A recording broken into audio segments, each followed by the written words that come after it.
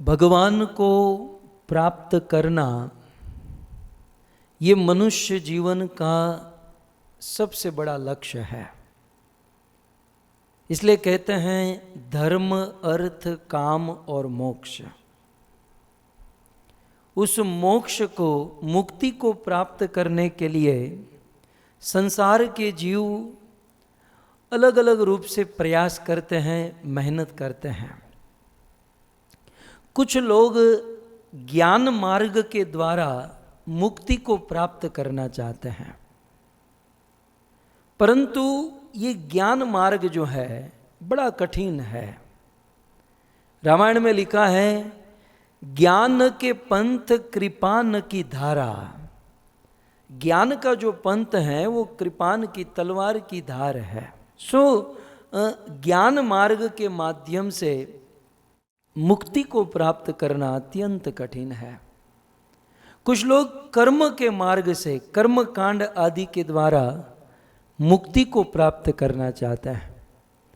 कर्म कांड आदि से संसार की अन्य छोटी बड़ी वस्तु सुलभ हो सकती है, परंतु कर्म कांड आदि से मुक्ति बड़ी कठिन है, क्योंकि कर्म कांड में थोड़ी भी गलती, थोड़ी भी मिस्टेक बहुत ऊपर से नीचे उतार देगी।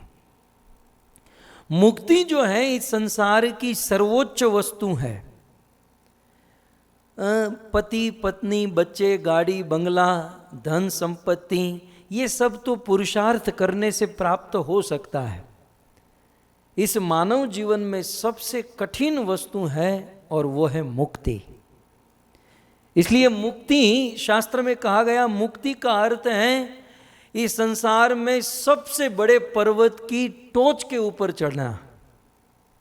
संसार की जो अचीवमेंट है इस दुनिया में, कोई MBA बन गया, कोई मास्टर्स कर लिया, कोई बहुत बड़ी डिग्री हासिल कर लिया, ये सब सर्टेन लेवल के हैं, लेकिन सबसे ऊपर का लेवल क्या है? वो है मुक्ति।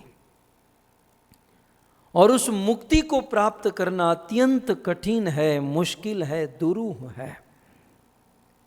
लेकिन उस मुक्ति को प्राप्त करने का सरल उपाय रामायण में कहा गया। राम ही सुमीरिय गावई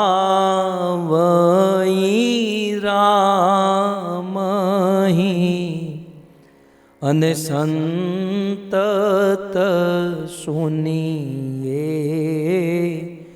राम गुण गावही। यह कली कालन साधन दूजा, यह कली कालन हे साधन दूजा।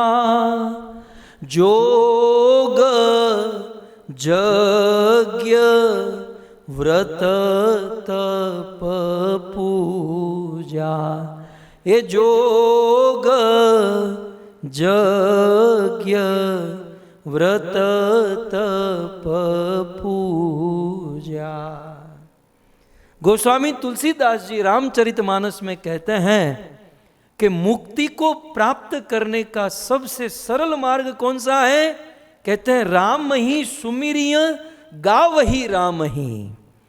भगवान राम का स्मरण करना, कृष्ण का स्मरण करना, राम और कृष्ण को गाना और राम और कृष्ण को सुनना, ये मुक्ति का सबसे सरल मार्ग, सरल उपाय है। तो राम भजन, रामायण में कहा गया, राम भजन सोई मुक्ति गोसाई है। राम का भजन करने से मुक्ति प्राप्त होती है। लेकिन मुझे कहने दो, मुझे तो ये अर्थ दिखाई पड़ता है कि राम का भजन करने से मुक्ति नहीं मिलती। एक बहुत सुंदर शब्द गोस्वामी तुलसीदास जी ने लिखा, राम भजन सोई मुक्ति गोसाई। वो कहते हैं राम का भजन करने के बाद मुक्ति नहीं मिलेगी, राम का भजन ही मुक्ति है। राम और कृष्ण का भजन करना, इसी का नाम है मुक्ति। मुक्ति कहीं लेने नहीं जाना है। इसलिए राम भजन सोई मुक्ति गोसाई, राम का, कृष्ण का भजन करना यही सबसे बड़ी मुक्ति है। भक्तों, दुनिया के विषय में कह नहीं सकता, लेकिन मेरे सामने ये 200-500 लोग बैठे हैं, ये तो मुक्त है, क्योंकि राम और कृष्ण का भजन कर रहे हैं। क्या आपको एहसास नहीं हो रहा है, मुक्ति का अनुभव नहीं हो रहा है कि संसार की फजीहत से मुक्ति, संसार की टेंशन से मुक्ति, संसार के अनेकों प्रकार के द्वंद्वों से मुक्ति, अनेकों प्रकार के दुखों से मुक्ति। लेकिन ये जब तक भजन करेंगे तब तक होगा। जैसे ही भजन, भक्ति, कथा, कीर्तन समाप्त कर देंगे, फिर से संसार के बंधन में बंध जाएंगे। सो राम भजन सोई मुक्ति गोसाई। मुझे अचानक ये बात याद आ गई रामायण की, कि राम का भजन ही तो मुक्ति है। और इसीलिए जो ज्ञानी होते हैं, जो विद्वान होते हैं, भक्ति मुक्ति निरादर भक्ति लुभाने, जो बुद्धिमान व्यक्ति होते हैं वो भक्ति को प्राप्त कर लेते हैं। संसार की किसी अन्य वस्तुओं में नहीं फंसते। वो सिंपल भगवान राम का नाम लेते हैं, राम की कथा सुनते हैं, और नाम लेकर, कथा सुनकर मुक्ति प्राप्त कर लेते हैं।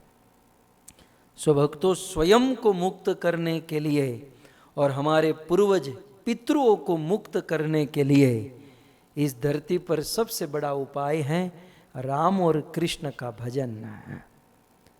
और आज हमारा परम सौभाग्य है कि हमारे परम गुरुदेव शिल प्रभुपाद की कृपा से हम सब लोग ऐसे ये महामारी में भी एक साथ बैठकर भगवत कथा का श्रवण कर रहे हैं।